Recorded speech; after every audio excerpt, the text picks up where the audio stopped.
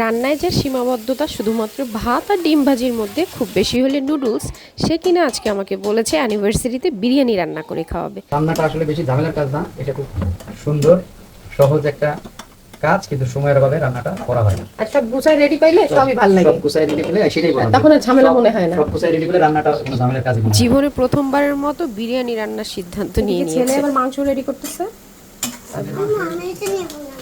ব্রেস্টটা প্রায় কমপ্লিট, ব্রেস্টটা হয়ে গেছে।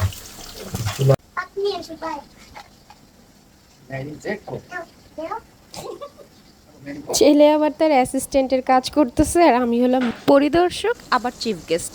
কি কাটতেছো তুমি?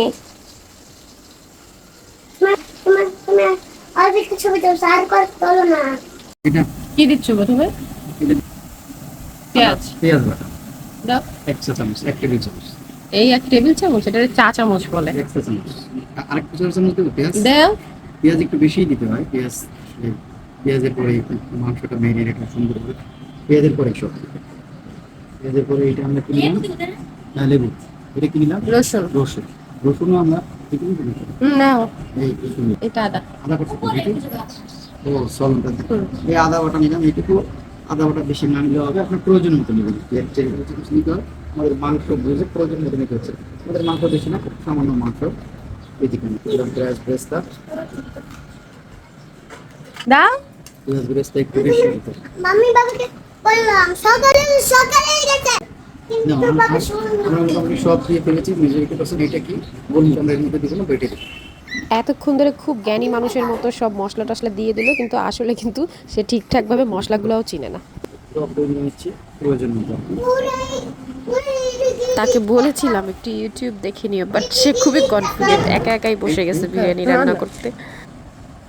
দিয়ে দিলাম শামরিচ, আরে গোলমরিচ। গোলমরিচ মিষ্টি হয়ে গেছে। এটা কি বলো, তুমি বলো। এটা হলো গিয়ে দারচিনি, এটা লবঙ্গ। লবঙ্গ।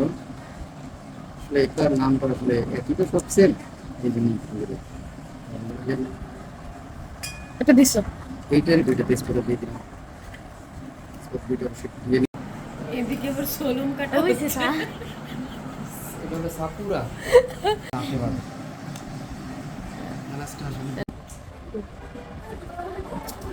লবণ দিলাম। মেইন পার্ট, মাংসের মেইন পার্ট হলো এই মশলা। মশলা অনেক কষ্ট করে তৈরি করে, এর মধ্যে বিরিয়ানি সব উপাদান আছে। এটা 1 চা চামচ। তার এসব অ্যাক্টিভিটিস দেখে আমি কনফিউজড হয়ে যাচ্ছিলাম, খুব জ্ঞানী মানুষের মতো কথা বলছিল কিন্তু মাংসের মধ্যে মনে হচ্ছে সবই তার জানা। যদিও আমি রান্না করার সময় সে মাঝে মাঝে আমাকে টুকটাক হেল্প করে। রেখে দিতে হবে, বেশি নয় মশলা দিয়ে দিতে হবে। যেহেতু প্রথমবারের মতো রান্না করছে, তাই খুবই অল্প পরিমাণে চাল আর মাংস নিয়েছিল যাতে নষ্ট না হয়। রান্না করছে জীবনে প্রথমবার বিরিয়ানি, তাও কিনা বাসমতি চাল দিয়ে, ভাবা যায়। আমাকে দিয়েছিল কাজের ছুটি, তো আমি কাজের ছুটি আর পেলাম কই, এর পেছনে দাঁড়িয়ে দাঁড়িয়ে শুধু দেখছিলাম যে কি করে। তাই ভাবলাম যে যদি খেতে না পারি বা এনি চান্স, তখন কি হবে। তাই আমি আবার আলাদা করে কিন্তু গরুর মাংস রান্না করে নিয়েছি যাতে সাদা ভাত দিয়ে খেতে পারি। রান্না প্রায় আমার কমপ্লিট। এই যে আমার গরুর মাংসের সিটি দিয়ে দিচ্ছিল, ওর বিরিয়ানি রান্নার সাথে সাথে আমার মাংসটাও রেডি হয়ে যাচ্ছে। কি করছো দেখি? কই দেখি, তোমার ঘেরান তো দেখলাম না। কিন্তু আসলেই সত্যি কথা বলতে কি, আমি কল্পনাই করিনি ও এত সুন্দর করে বিরিয়ানিটা কমপ্লিট করতে পারবে, তাও লাইফের ফার্স্ট টাইম। একদম রাইসটা খুব ঠিকঠাকভাবে সিদ্ধ হয়েছে, মাংসটা খুব ঠিকঠাকভাবে সিদ্ধ হয়েছে আর কি, জাস্ট সব কিছু পারফেক্ট। আর এই যে তার বিরিয়ানির ফাইনাল লুক, আসলে প্রথমবারের জন্য না, ও সত্যিই খুব ভালো বিরিয়ানি রান্না করেছে। অ্যান্ড আমরা সবাই মজা করে খাচ্ছিলাম, আর এইটা ছিল আমাদের 6th অ্যানিভার্সারিতে তার একটা সারপ্রাইজ। আর পাশেই ছিল আমার রান্না করা মাংসটা। তো আজকে এ পর্যন্তই, সবাই ভালো থাকবেন, দোয়া করবেন, আল্লাহ হাফেজ।